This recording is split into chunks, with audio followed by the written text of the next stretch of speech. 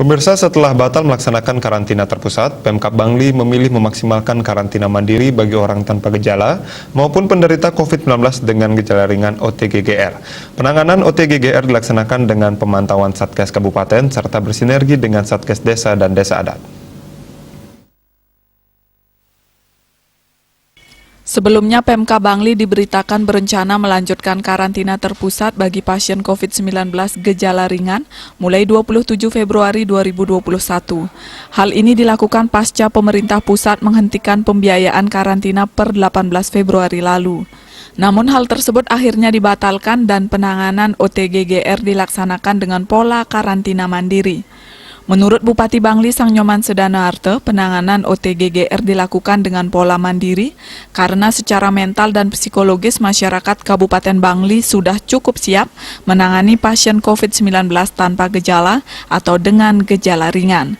Meski demikian, pihaknya berupaya mengkolaborasikan penanganannya antara Satgas Kabupaten dengan Satgas Desa dan Desa Adat, termasuk dengan meluncurkan tim reaksi cepat yang siaga melayani masyarakat selama 24 jam. Nah, jadi dengan pola mandiri kita akan kolaborasikan dan berdayakan serta sinergiskan antara tim COVID Kabupaten Bangli, tim desa dan juga tim desa adat. Yang sampai saat ini semuanya sudah berkolaborasi dan bersinergi dengan baik dan didukung oleh tim kesehatan juga di Kabupaten Bangli.